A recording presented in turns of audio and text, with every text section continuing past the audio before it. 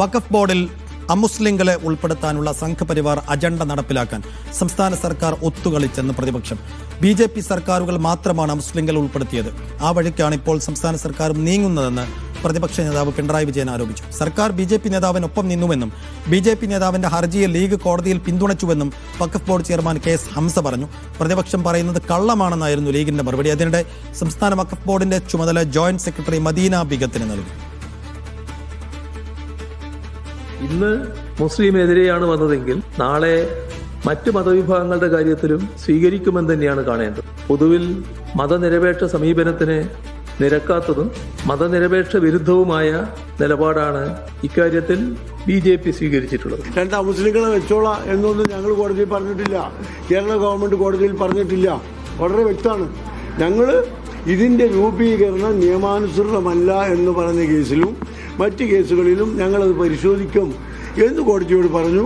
അപ്പോൾ കോടതി അങ്ങനെ വിധി വന്നു.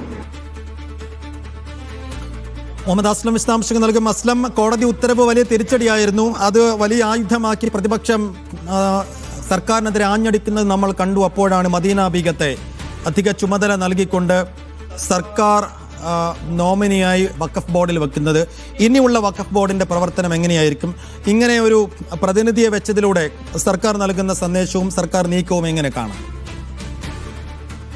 വഖഫ് ബോർഡിന്റെ കോൺസ്റ്റിറ്റ്യൂഷൻ സംബന്ധിച്ചുള്ള നിരവധി ഹർജികൾ പരിഗണിച്ചുകൊണ്ടാണ് വഖഫ് ബോർഡിന്റെ നിലവിലെ പ്രവർത്തനങ്ങൾ മരവിപ്പിക്കുകയും ഒരു ജോയിന്റ് സെക്രട്ടറിക്ക് ചുമതല നൽകണമെന്ന് ഹൈക്കോടതി ഉത്തരവിട്ടത്.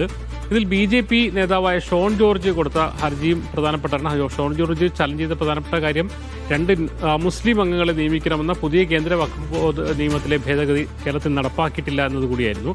അതുകൊണ്ട് തന്നെ അത് മുൻനിർത്തിക്കൊണ്ടാണ് അത് ആണ് സംസ്ഥാന സർക്കാർ ചെയ്യാൻ പോകുന്നത്. അല്ലെങ്കിൽ ആ BJP നേതാവിന്റെ ഹർജിയെ പിന്തുണയ്ക്കുകയാണ് സർക്കാർ ചെയ്തത് എന്ന രീതിയിലാണ് വഖഫ് ബോർഡ് ചെയർമാൻ KS ഹംസയാണെങ്കിലും ഇപ്പോൾ പ്രതിപക്ഷ LDF ഏറ്റെടുത്തിരിക്കുന്നു. പ്രതിപക്ഷ നേതാവ് പിണറായി വിജയൻ തന്നെ വാർത്താസമ്മേളനത്തിലൂടെ BJP അജണ്ടയ്ക്ക് വേണ്ടി കളി കളിക്കുകയാണ് സംസ്ഥാന സർക്കാർ എന്ന് കൃത്യമായുള്ള രാഷ്ട്രീയമായ ആരോപണം ഉന്നയിക്കുന്നത്.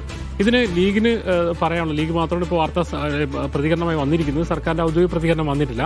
അവർ പറയുന്ന കാര്യം പുനഃസംഘടനയുമായി ബന്ധപ്പെട്ട അല്ലെങ്കിൽ 2-3 അംഗങ്ങളെ അതിൽ കഴിഞ്ഞ തവണ സർക്കാർ നോമിനിയായി നിയമിച്ചത് സംബന്ധിച്ചുള്ള പുനഃസംഘടനാപരമായ നിയമപരമായ പ്രശ്നങ്ങളുണ്ട്. ആ പ്രശ്നങ്ങൾ ഞങ്ങൾ പരിശോധിക്കുമെന്നാണ് പറഞ്ഞത്. 2 മുസ്ലിം അംഗങ്ങളെ അതിൽ വെക്കുമെന്ന കാര്യം സംസ്ഥാന സർക്കാർ ഒരിടത്തും ഹൈക്കോടതിയിൽ നിന്ന് ഉറപ്പ് നൽകിയിട്ടില്ല. തെറ്റായ ആരോപണം ഉന്നയിക്കുന്നു എന്നുള്ളതാണ് പറയുന്നത്. എന്തായാലും സർക്കാർ ഇക്കാര്യത്തിൽ വ്യക്തത വരുത്തിയിട്ടുണ്ട്. കാരണം ഈ കാര്യങ്ങൾ മാനദണ്ഡപ്രകാരം നടത്തുമെന്ന് പറഞ്ഞത് അഡ്വക്കേറ്റ് ജനറൽ പറഞ്ഞത് ഏതൊക്കെ കാര്യങ്ങളാണ് ബാധകം, ഈ മുസ്ലിം അംഗങ്ങളെ നിയമിക്കുന്നതിൽ സർക്കാർ അത് അംഗീകരിക്കുന്നുണ്ടോ, അതോ നേരത്തെ വെച്ച പൊളിറ്റിക്കൽ നോമിനേഷൻസിൽ വന്ന പിഴകുകൾ പരത്തിക്കൊണ്ട് പുതിയ ആൾക്കാരെ കൊണ്ടുവരും എന്നതാണ് സർക്കാർ ഉദ്ദേശിക്കുന്നതിനെ കുറിച്ച് സ്വാഭാവികമായിട്ടും സർക്കാർ വ്യക്തത വരുത്തേണ്ടി വരും. ഇല്ലെങ്കിൽ രാഷ്ട്രീയ ചോദ്യമായി അവിടെ രാഷ്ട്രീയ വിമർശനം അതിൽ ഉയരുകയും ചെയ്യും. അതേസമയം നിലവിൽ ലീഗിന്റെ ഒരു പ്രതികരണം വന്നിരിക്കുന്ന PMS സലാമിന്റെ അദ്ദേഹം അതെല്ലാം നിഷേധിക്കുന്നു, മറ്റു കാര്യങ്ങളാണെന്ന് പറയുന്നു. എന്തായാലും കൂടുതൽ ചർച്ചകൾ ഇക്കാര്യത്തിൽ ഉണ്ടാവുന്ന സംശയമില്ല. അതേസമയം തന്നെ ഹൈക്കോടതി ഉത്തരവിന്റെ അടിസ്ഥാനത്തിൽ സർക്കാരിന്റെ ജോയിന്റ് സെക്രട്ടറി, അതിപ്പോൾ അദ്ദേഹം ഫിഷറീസിലാണ് അവർ ചുമതലയുള്ള, അവർക്ക് വഖഫ് വകുപ്പിന്റെ അധിക ചുമതല കൂടി നൽകിക്കൊണ്ട് മദീന ബീഗത്തെ നിയമിച്ചിരിക്കുകയാണ്.